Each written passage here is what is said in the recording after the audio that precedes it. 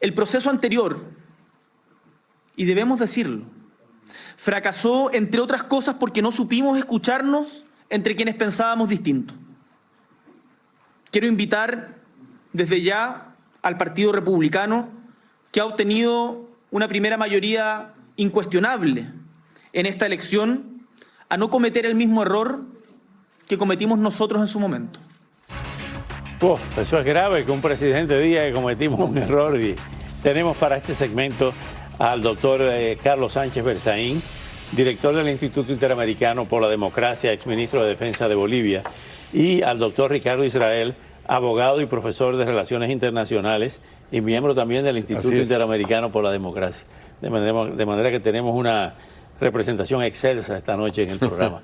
Doctor, como chileno, ¿qué está pasando en su país? Varias cosas. Chile ha vivido una verdadera lotería electoral, demostrando que nadie clava la rueda de la fortuna.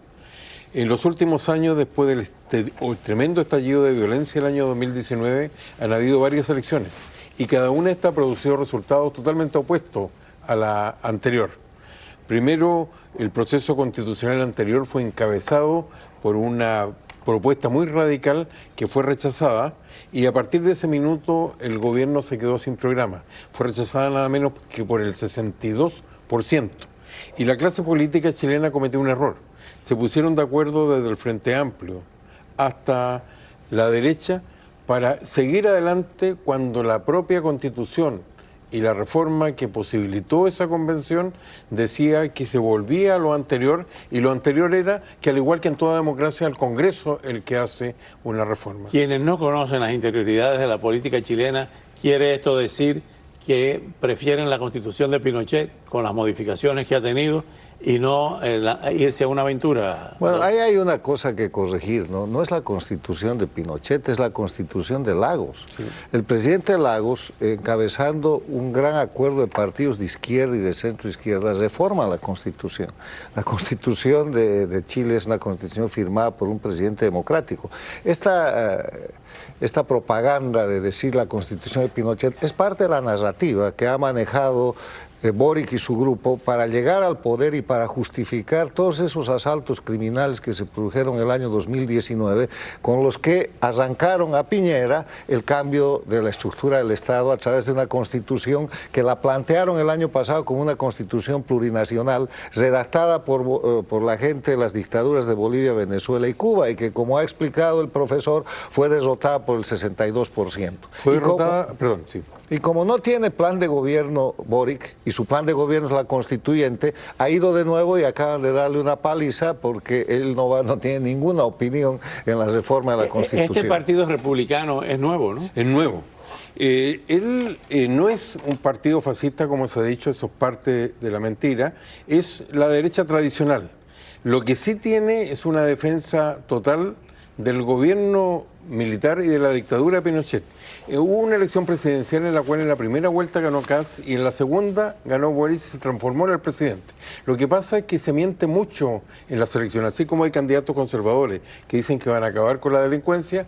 Aquí se ha dicho una narrativa en la cual en Chile se dijo que en 30 años, que son de los mejores en la historia del país, no se hizo nada, y por lo tanto que había que elegir a ellos, y ellos no han sido capaces de gobernar. Entonces ha habido un problema de decaimiento de Boric, donde su mayoría se ha transformado. Lo mismo ha estado ocurriendo con Petro en Colombia. Es totalmente una caída libre. Es que ese es el problema de los gobiernos de minoría.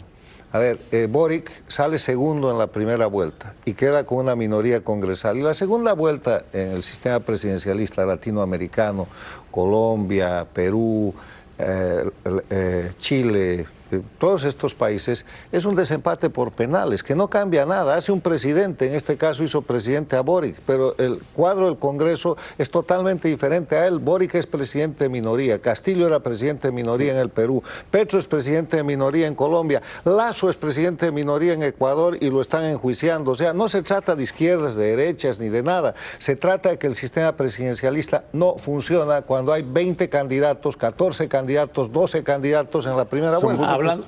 Hablando de otra noticia importante, no se nos vaya a ir el tiempo, no le rindieron honores militares al general Gary Prado, que anoche repetimos parte de la entrevista que le hiciéramos 4 de agosto del año 2022, el hombre, no entendemos, nos quedamos sin palabras ante un oficial que derrota en su país a una guerrilla internacional, a un aventurero como Ernesto Che Guevara, y ahora Che Guevara es el héroe y el villano es Gary Prado. Bueno, porque Bolivia es un país ocupado por una dictadura satélite de Cuba. O sea, la gente que detenta el poder hoy día en Bolivia, el grupo criminal liderado por Evo Morales, integrado por Arce Catacora y toda esa gente, son subordinados, súbditos, adoradores de la dictadura castrista y han llevado a Bolivia a la condición de narcoestado y a la crisis económica que ahora avanza galopantemente. En ese escenario muere el héroe nacional de Ñancahuazú, el general Gary Prado Salmón, y lo que hacen contra él es tratar de deshonrarlo. Quiero recordar algo. A partir de lo que fue el año 2008-2009, de la masacre que Evo Morales comete en el Hotel Las Américas, desarrollan una persecución en Santa Cruz y toman preso a Gary Prado. Y siendo parapléjico, lo tienen encadenado en una camilla durante meses, preso en un hospital. O sea, no solamente lo han humillado, lo tratan de humillar después de muerto, lo han humillado en vida, lo han torturado y lo han tomado preso por una sospecha de la que después fue declarado inocente, pero la persecución ha sido constante. Bolivia es un satélite castrochavista.